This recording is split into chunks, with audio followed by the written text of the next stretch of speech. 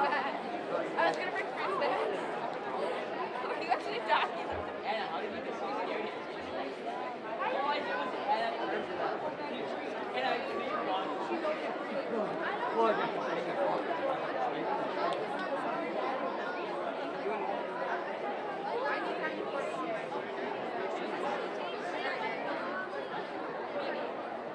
And she's a big She's talking about it. What? I have two of the Jackson That was like I literally. Yeah, my school was.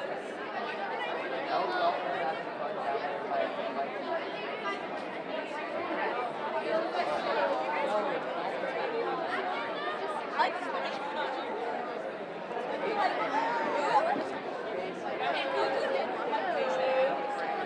Jason probably likes it. Casey, you vlogs on that? 2 minutes. Casey's gonna crack like.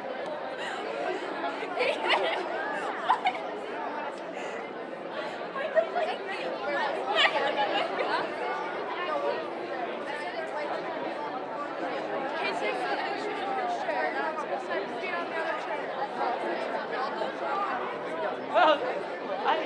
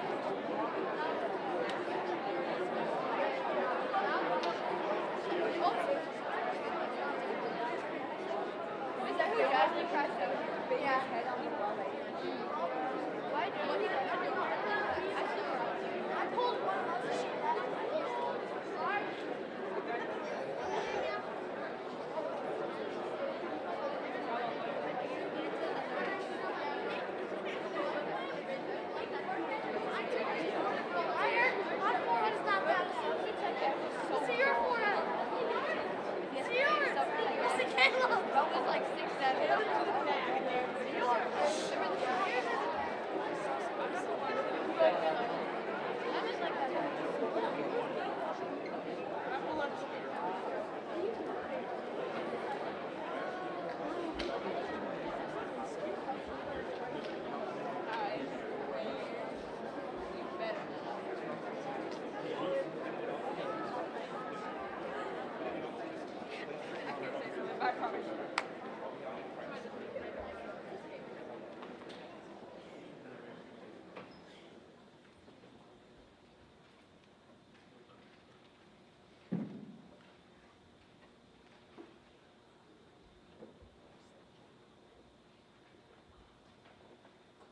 Ladies and gentlemen, if able, please stand for the advancing of the colors and our national anthem. Honor Guard, post the colors.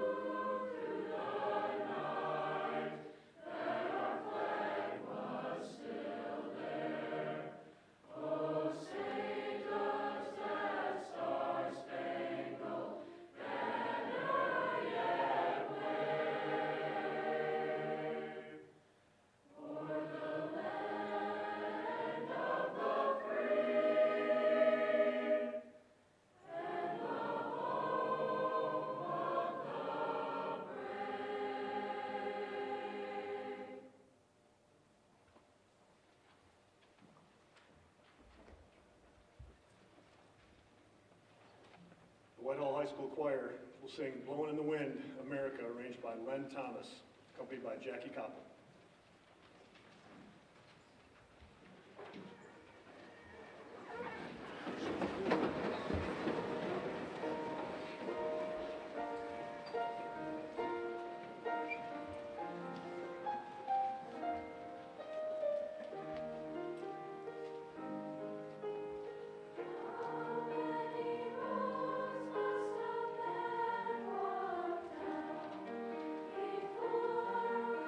Before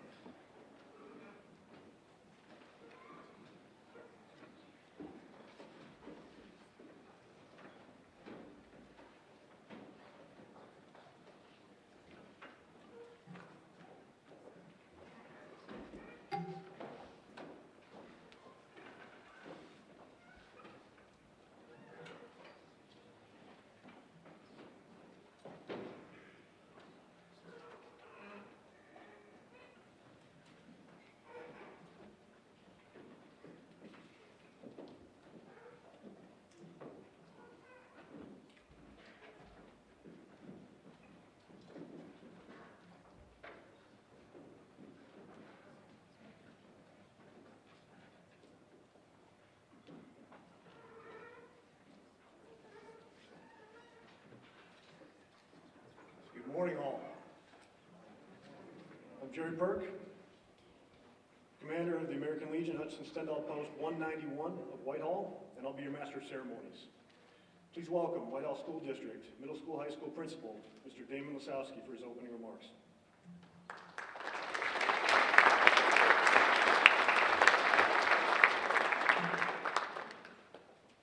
Good morning.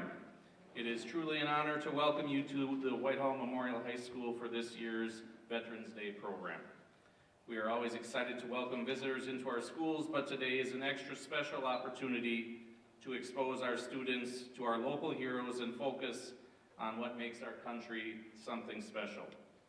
I hope you all enjoy today's program and related events and recognize the pride that Mr. Jurish, Mr. Giese, Mr. Liga, Mr. Neal, Mrs. Kolstead, and Mrs. Buzelman take in honoring the service of our veterans and all those who come to honor their service. Students, I hope you truly listen and think about the things you will see and hear today and never take lightly the freedoms and opportunities each of you has. Likewise, I hope you are once again able to realize the responsibility that each of us bears for these freedoms. So many have paid and continue to pay a price we cannot and will not ever fully understand. For that, we should all be eternally grateful. It is my pleasure at this time to introduce Mr. Jerry Perk. Jerry Perk enlisted in the Marine Corps in June 1996, quickly advancing through various technical and leadership roles. After completing electronics maintenance training, he served in Jacksonville, North Carolina, until receiving orders for recruiting duty in Milwaukee, Wisconsin, where he met and married his wife, Jill. Over the next 20 years, he served in various roles from the platoon to battalion level, moving his family from coast to coast several times. He deployed 4 times to Iraq and Afghanistan, where he led communications maintenance in electronic warfare teams. He retired as a lieutenant colonel in 2022 after leading capabilities integration efforts at Combat Development Command in Quantico, Virginia. Jerry and Jill have 3 children, Holly, Hannah, and Ken. After retiring from the Marine Corps, the Perk family relocated to the Whitehall, Wisconsin area.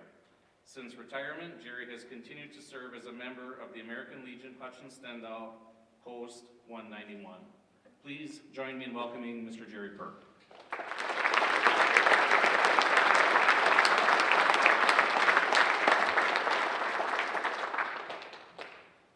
Thank you, Principal Lasowski.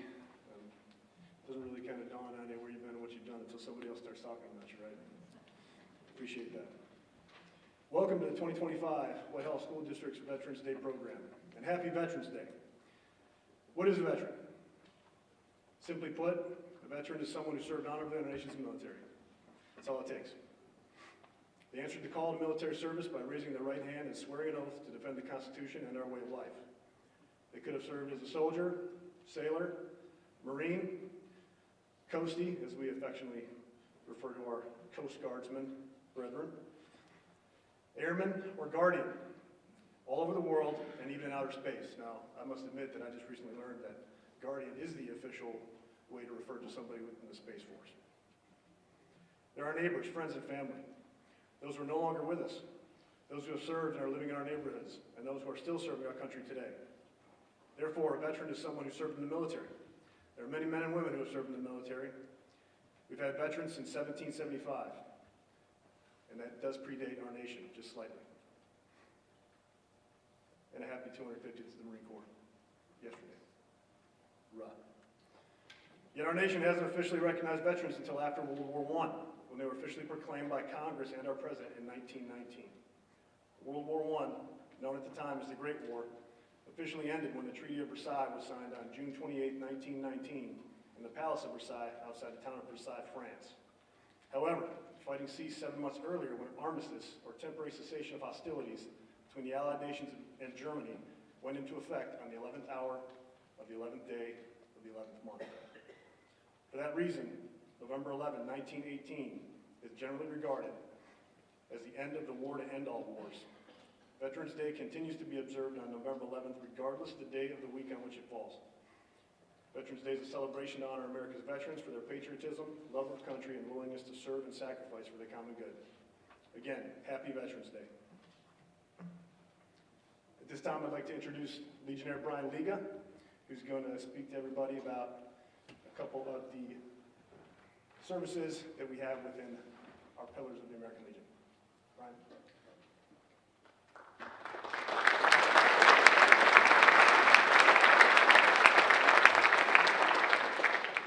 The American Legion and the American Legion Auxiliary is dedicated to strengthening America.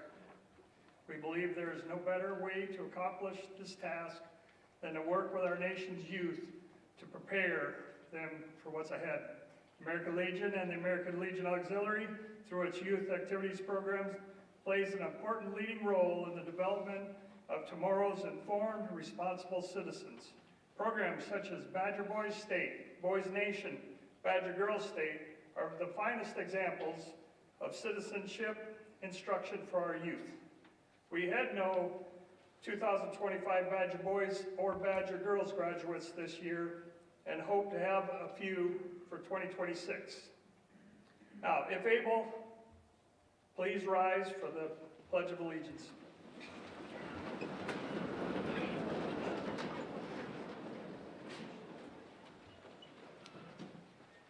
I pledge allegiance to the flag of the United States of America and to the republic for which it stands, one nation, under God, indivisible, with liberty and justice for all.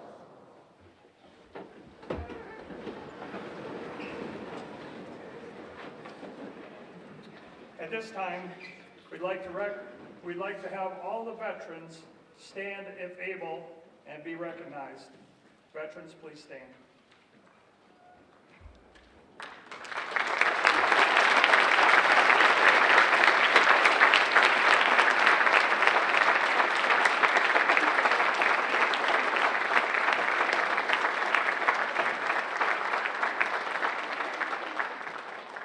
Please be seated. Also, I'd like to recognize the auxiliary members. At this time, I'd like to have all auxiliary members please stand if able and be recognized.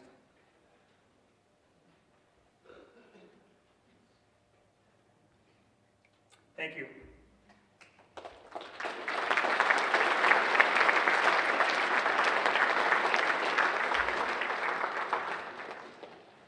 The band will now play a piece called The Marches of the Armed Forces, led by Stuart Neal. Veterans, as you hear your branch's song or hymn, stand up so we can see the different branches in attendance. Enjoy.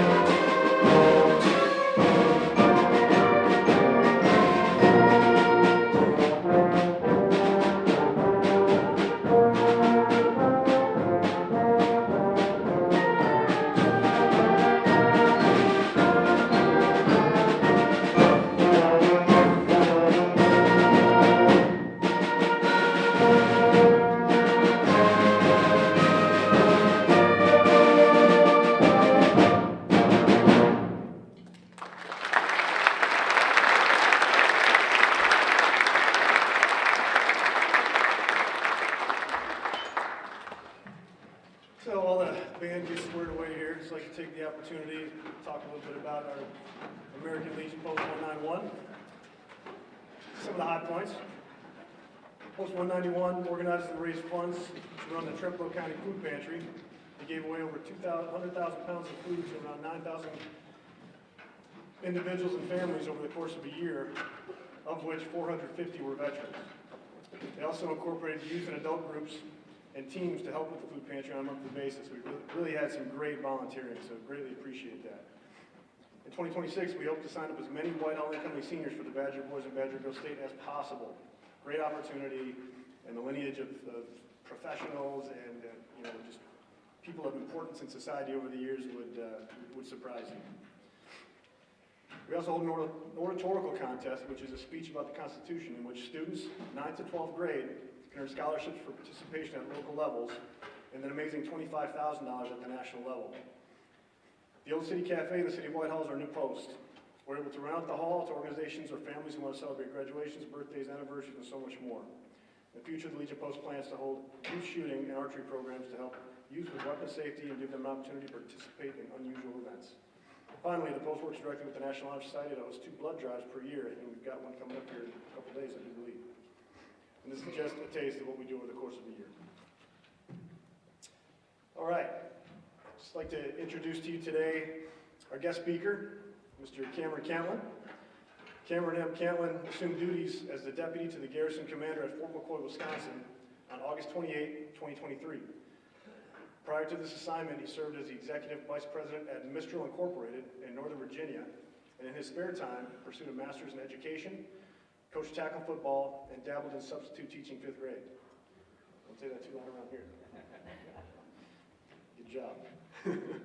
As the deputy at Fort McCoy, Mr. Cantlin sets priorities for the 500-person garrison civilian workforce, leads strategic planning for all Fort McCoy activities, and ensures the training and other mission support activities are accomplished to the highest standards. Cameron grew up on a dairy farm in Ettrick, and after high school at GET, he graduated from the United States Military Academy at West Point, New York, and was commissioned as an armor officer. Cameron began his military career in the Republic of Korea with the 2nd Infantry Division as a tank platoon leader.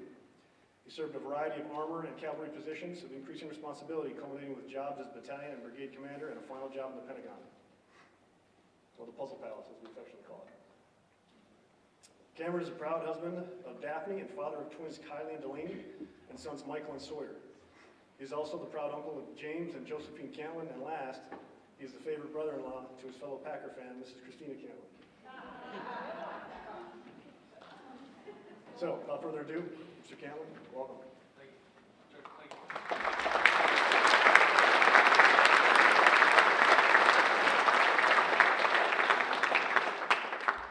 What a wonderful day. First, I want to say thank you.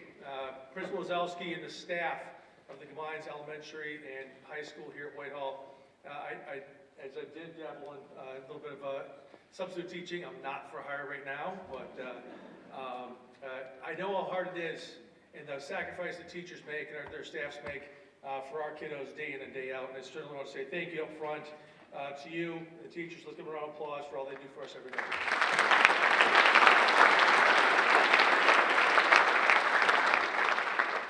Second, thank you to the veterans who are here putting this show on.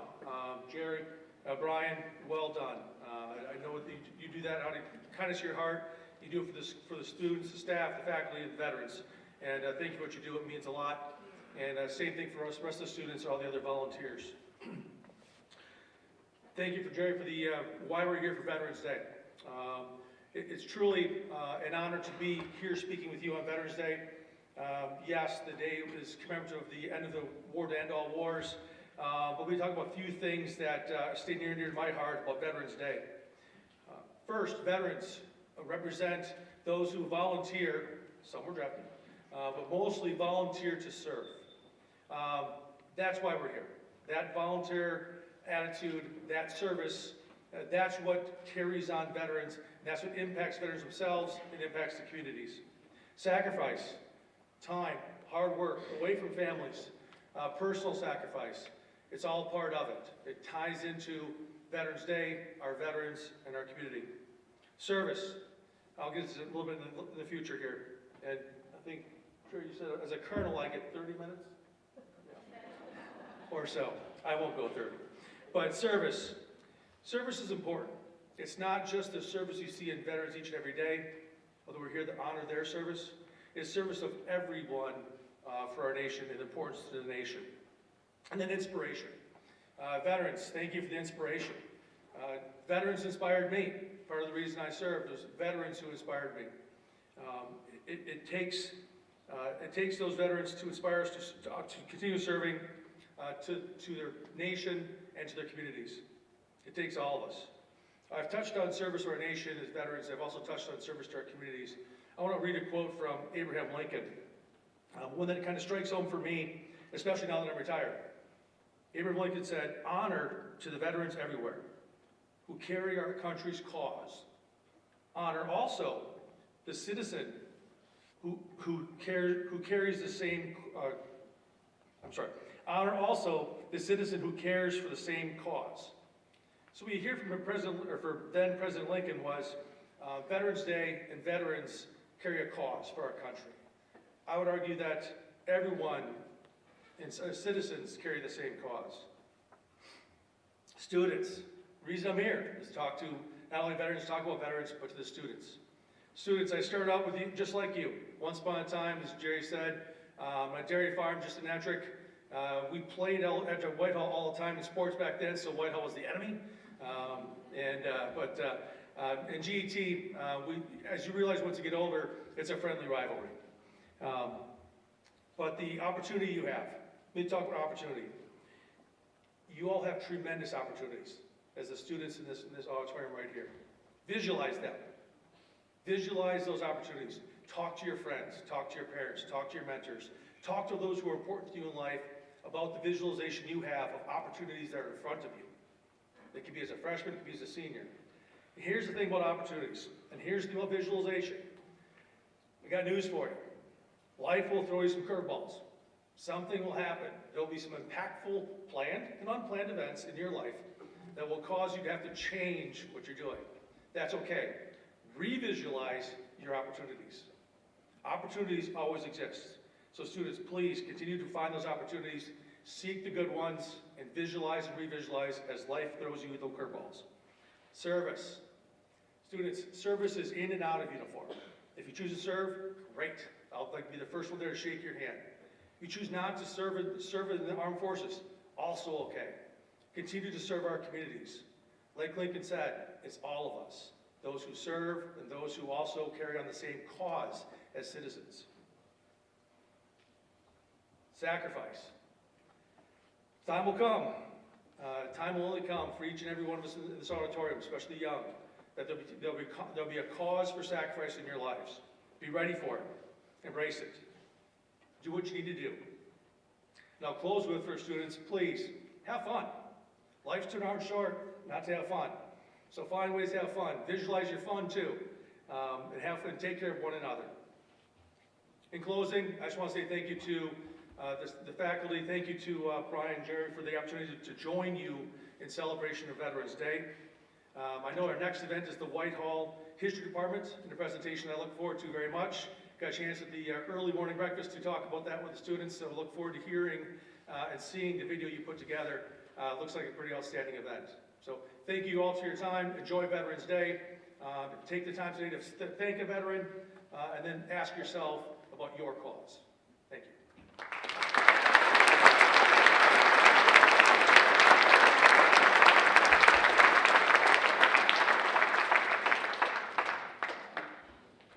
The Preserving History class would like to present this year's theme, the Vietnam Era, from beginning to the end. It's a presentation in chronological order, from the pre-Vietnam to the soldier's return. Please take in the program and what the team of students put together for your learning experience of Vietnam War history.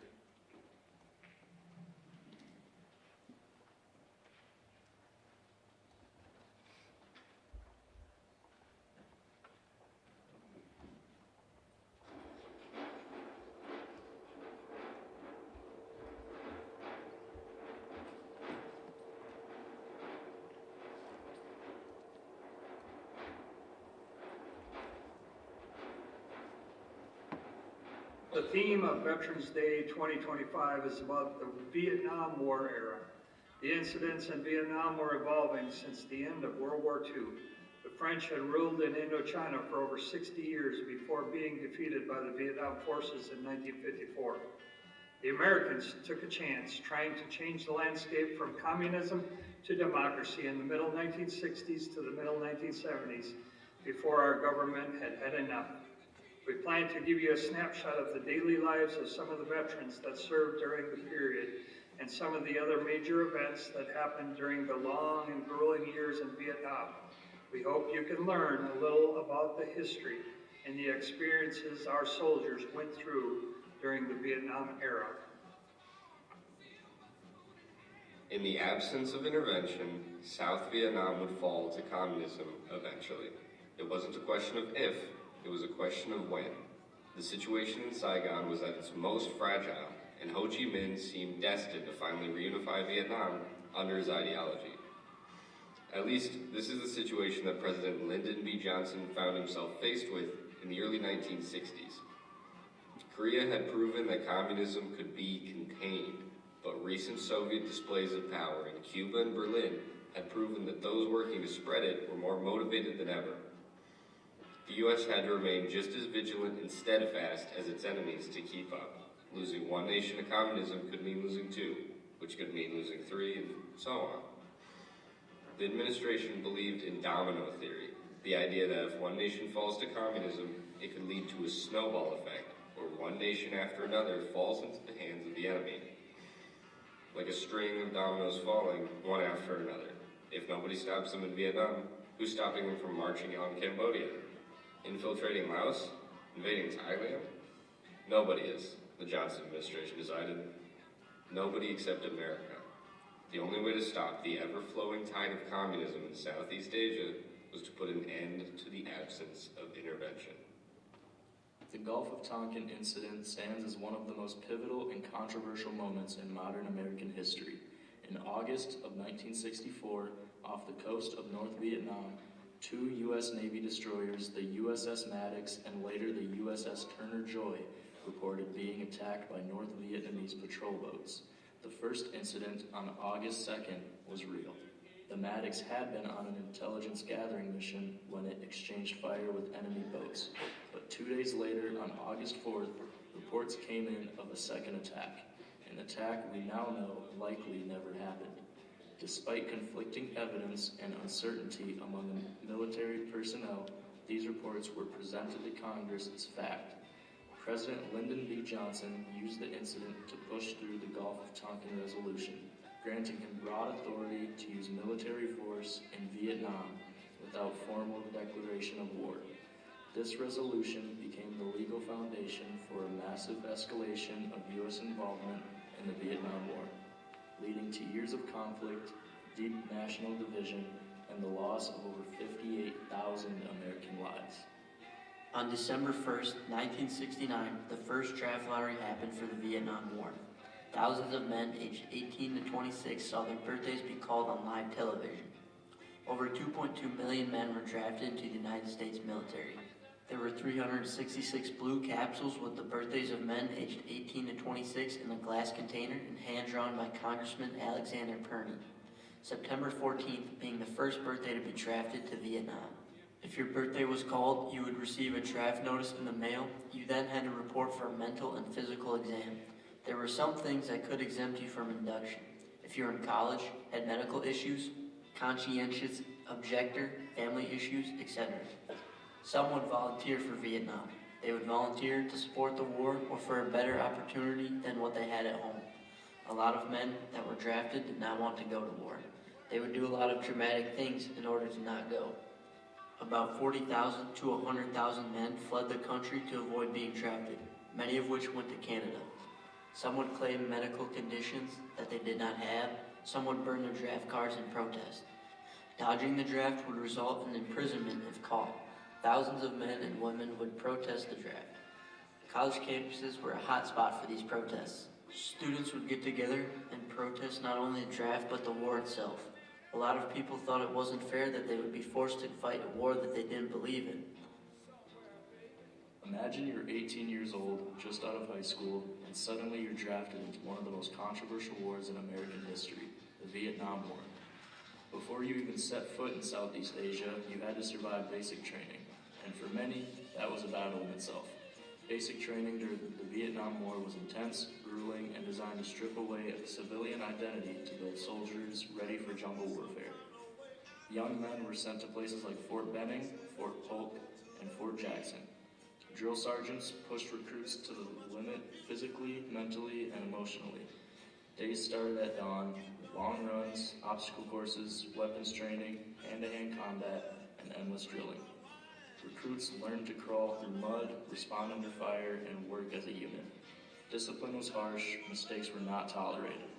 The goal wasn't just fitness, it was survival. But perhaps the hardest part wasn't the training, it was the looming unknown. These young men knew that after graduation, many of them would be on planes to Vietnam, facing guerrilla warfare in unfamiliar terrain. Some would not come back. Basic training in the Vietnam era wasn't just preparation for war, it was a transformation. It turned civilians into soldiers, forced boys to become men, and left an impact that many carried for the rest of their lives. After a soldier would be done with basic and advanced training, they would have to get to Vietnam. The usual soldier would be brought to Vietnam by plane, although some troops were brought to Vietnam by ship, most were brought to Vietnam by plane after 1965, and it would continue to be that way until the end of the war. Troops would travel from boot camp to Oakland Airport, based in San Francisco, California, a major important airport for the U.S. during the Vietnam War. One common flight path from Oakland Airport to Vietnam was Hawaii, Guam, the Philippines, and finally Vietnam. South Vietnam, to be more specific. It would take a plane full of troops from Oakland Airport to Vietnam about 16 to 22 hours. Speaking of the troops, planes used to carry and transport troops, commercial jets, or Freedom Birds they were nicknamed, would carry around 200 troops. But these men going to Vietnam, what were they thinking while they were being sent there? Well, most soldiers had major anxiety from what they heard and saw on the news. It sounded like a nightmare. But even with their anxieties, they were still patriotic and fighting in the war. A majority felt like they and their country were doing the right thing for South Vietnam, or Vietnam as a whole. Only a few who were going were not in support of the U.S. being in Vietnam. When they arrived at Vietnam, and would land most likely at the Tan Son Nhut Airport, and soon after, a couple of days of being in Vietnam, with not having any action, their previous anxieties would soon dissipate, and they'd become overconfident, thinking of their 1 year in Vietnam being an easy walk in the park, not knowing what horrors they'd encounter. Completely different from home. When new soldiers arrived, the Vietnamese didn't always welcome them right away.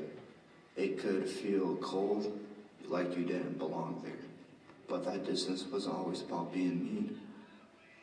It was about survival, protecting themselves from more loss. The first few weeks in Vietnam were the most dangerous for the new guys. They didn't know the terrain, the sounds, or how to move carefully yet.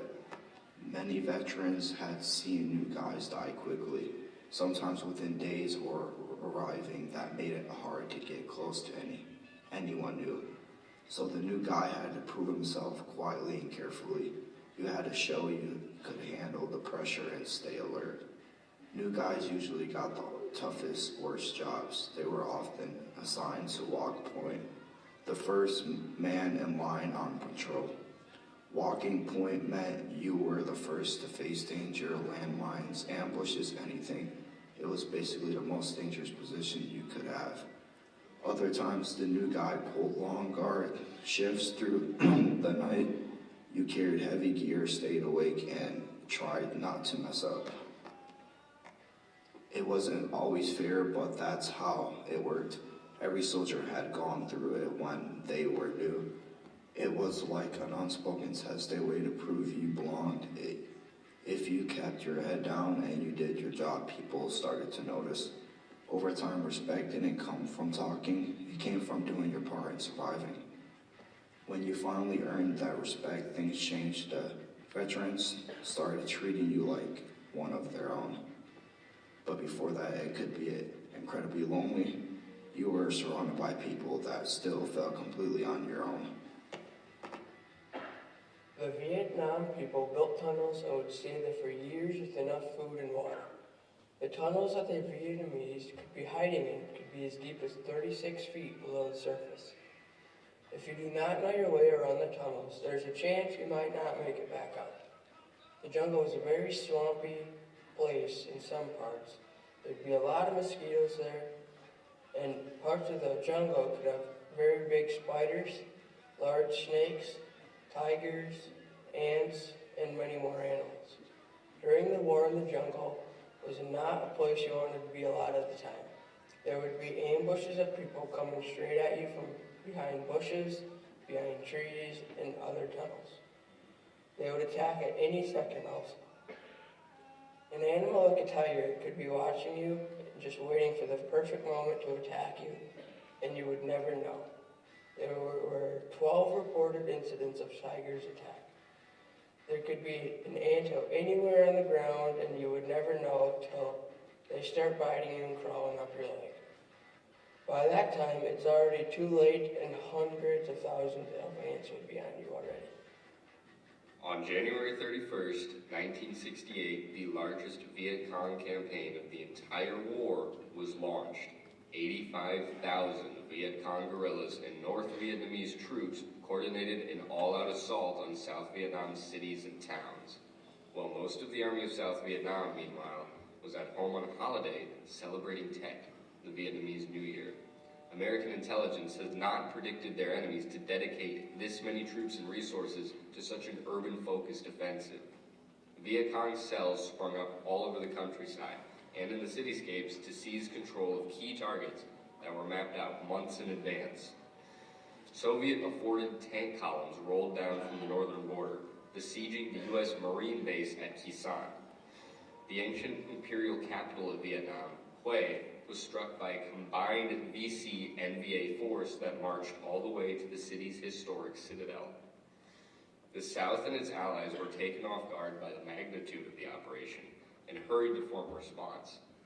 American excellence in traditional warfare quickly shifted the momentum against the Viet Cong, especially in the cities. The gains made by the Tet offensive were impressive, but required the communists to forfeit their crucial advantages. No longer veiled by the jungle, they were out in the open, in the cities without the help of strategic booby traps or tunnel networks. Over the following months, the Tet offensive would be undone. After a grueling siege, the U.S. Marines at Khe Sanh were relieved. Hue was retaken, and village by village, the Tet offensive was undone. 45 to 55,000 soldiers had died in total during the offensive, as well as over 10,000 civilians. Operation Rolling Thunder was a sustained bombing campaign carried out by the U.S. against North Vietnamese targets. Military aircraft dropped over 860,000 tons of bombs throughout North Vietnam from March 1965 to October 1969. They would bomb many different military and industrial targets. One of these targets was the Ho Chi Minh Trail. This trail was a major supply and troop transport route for North Vietnam. The U.S. would bomb this trail, taking out bridges and roads, but it was mostly ineffective. North Vietnam would send workers to repair bridges and roads that were bombed. They would also build bomb-proof shelters and tunnels to reduce the effectiveness of Operation Rolling Thunder. While North Vietnam did not have much of an air force to deal with the constant jets bombing them, they were able to construct an air defense system with Soviet and Chinese assistance. They used surface-to-air missiles and anti-aircraft artillery to shoot down hundreds of U.S. aircraft during the bombing campaign. The effectiveness of Operation Rolling Thunder is questioned by many experts. While the U.S. was able to take out many strategic targets, North Vietnam was also able to rebuild and take out U.S. aircraft. My name is Trinity McConnell, and I will be talking about getting out of Vietnam. The U.S. officially ended its military involvement in the Vietnam War with the signing of the Paris Peace Accords in January 1973, which mandated a ceasefire, withdrawal of all U.S. forces, and the release of prisoners of war. However, the fighting continued between North and South Vietnam, and the last American troops did not leave until March 29, 1973. The conflict officially ended in 1975 when Saigon fell to communist forces, leading to reunification of Vietnam. Coming back from Vietnam wasn't just about stepping off a plane and picking up where life left off. It was something deeper, something harder to explain. Whether people go there for war, travel, family, or just to find a piece of themselves, leaving Vietnam stays with them. And returning home doesn't feel quite the same when part of you is still somewhere on those crowded streets in the quiet countryside, or in the memories you made there. When the soldiers came home from Vietnam, they expected to be welcomed and thanked for their service, but instead many were met with anger, confusion, or silence. The war had divided the country, and a lot of people took out their frustration on the returning troops. Even though the soldiers themselves hadn't started the conflict, some veterans are called names, spit on, or simply ignored, while others struggled to find jobs and reconnect with family and friends who couldn't understand what they'd been through. Instead of feeling proud, many felt forgotten and alone. It took years before America began to truly acknowledge the sacrifice and offer the respect and support they had always deserved. Finding a normal life again was hard. Jobs were tough to get, school felt pointless to some, and the country was so divided that it felt like home wasn't really home anymore. Still, many veterans found comfort in each other. Soldiers formed groups, told their stories, and slowly built a sense of brotherhood that helped them heal.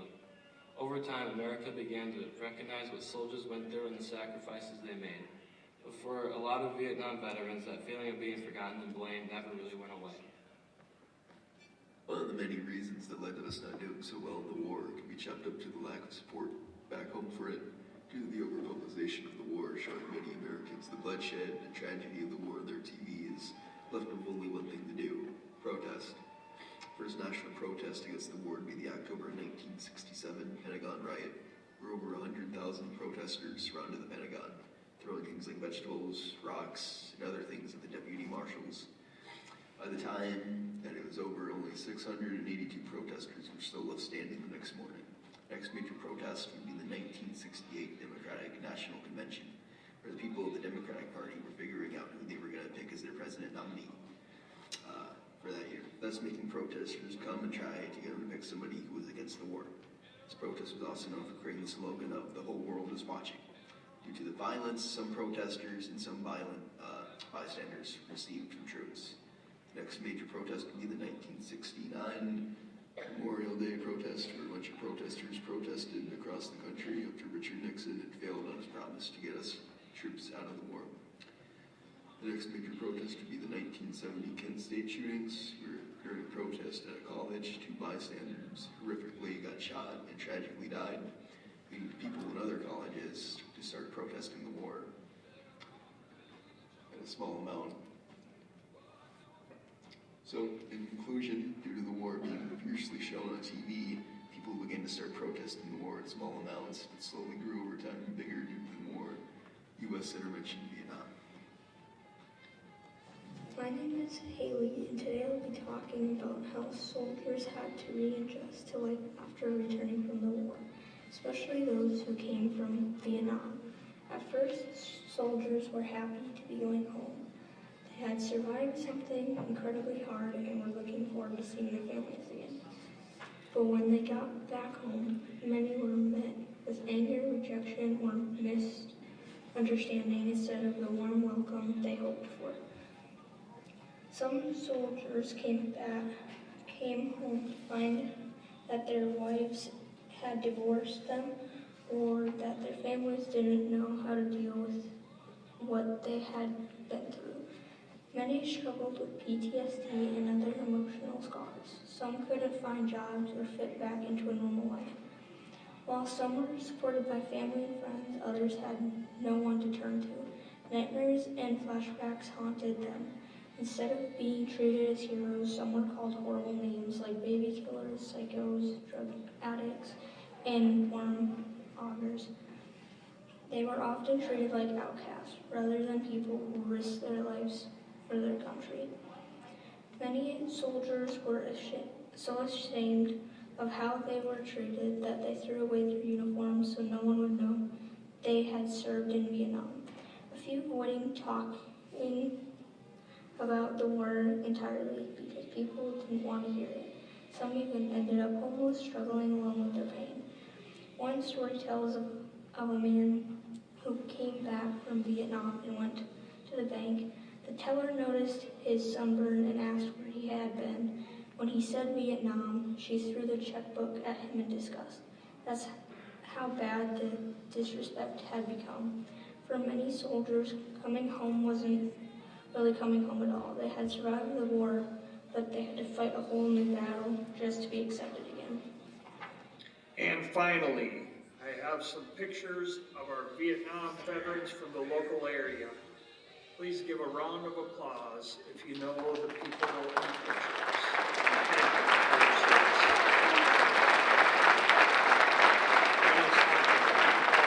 Passed away on 2 November 2025. He was 108 years old. During World War II, he was the Merchant Marine and served on the ship as a baker.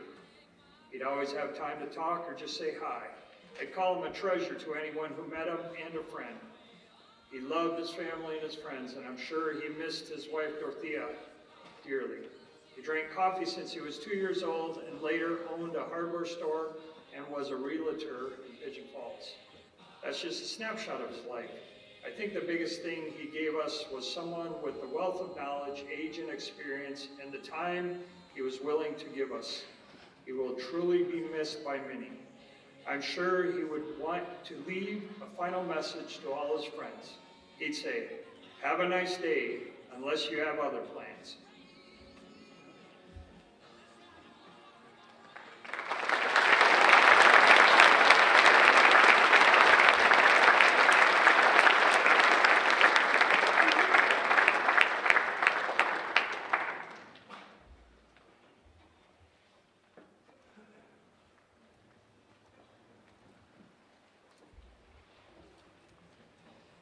That was amazing.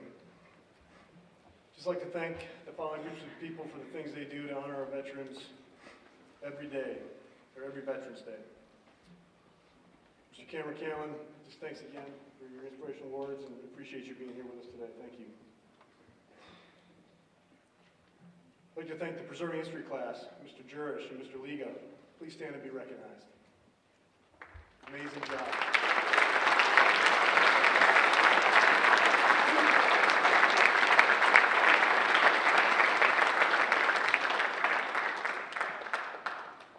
Thank the students from the FCCLA, the Culinary Arts class, and Mrs. Busselman for an excellent breakfast, as usual.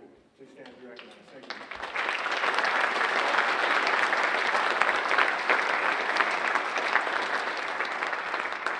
I'd like to thank Bryce, Chris, and Tristan from the IT section. Phenomenal job.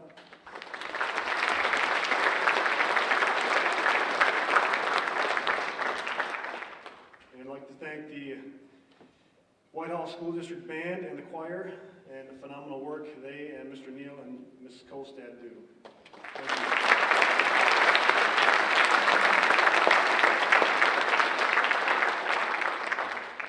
Many thanks to the staff, teachers, and students of the Whitehall School District, and guests who have come to celebrate Veterans Day with us. And finally, to our guests of honor today, the veterans who've attended. We wouldn't have a day like this without you. Thanks so much for being here.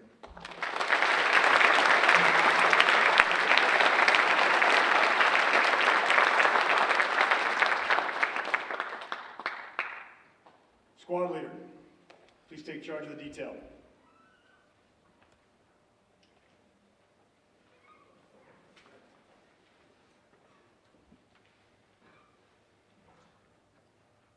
All those able, please stand for the Honor Guard rifle salute. And taps, played by Whitehall High School student, Caitlin Mao.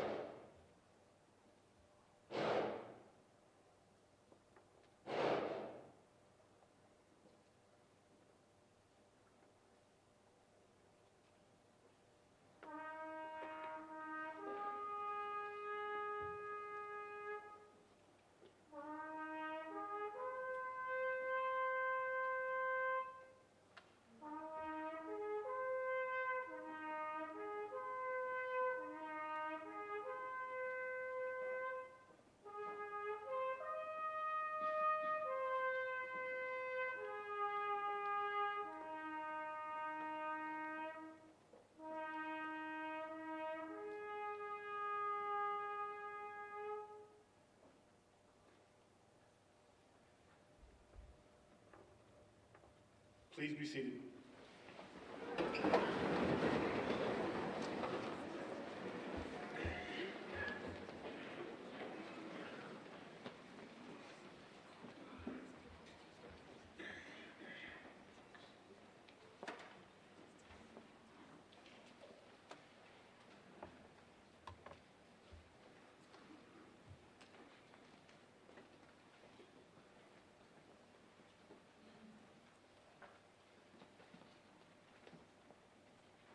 That's how it is on military rifle ranges. Everybody's got to clean up brass after you get done firing. You can't just have fun. You go to work.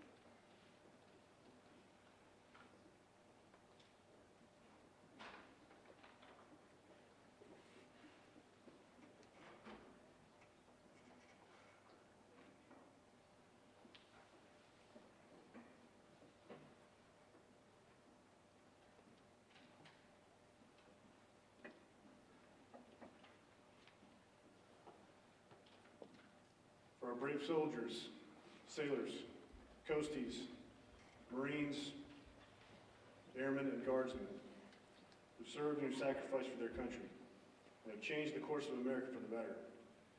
I want to thank all the veterans that have kept our nation free for over 249 years now. God bless America. Everybody may join in the singing of God Bless America, led by choir students Jonas Sem and Kennedy Grant.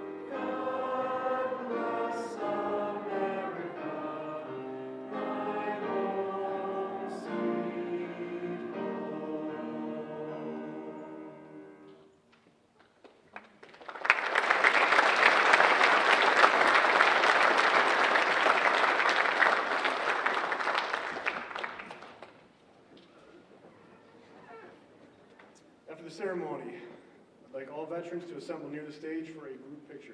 Quick and painless, I promise. Now, if able, please stand while we retire the colors. Honor guard, retire the colors.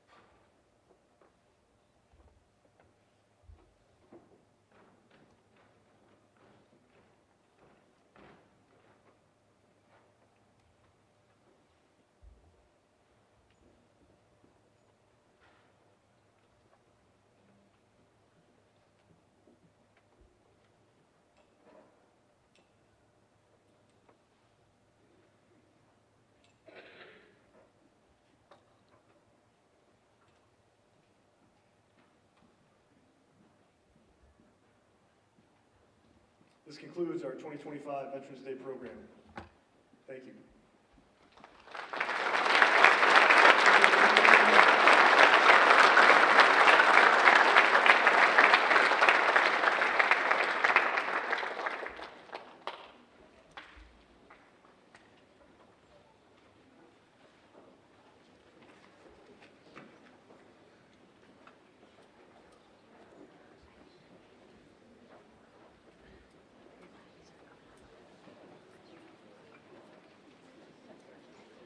Thank you all once again for attending today's program. Thank you to everybody that partook in the events here today, and of course, especially thanks to our veterans. 6th graders, you may head out back to your classrooms. 7th and 8th grade, you are heading to period 5, and high schoolers, you are heading to 4th hour ACP. Thank you again.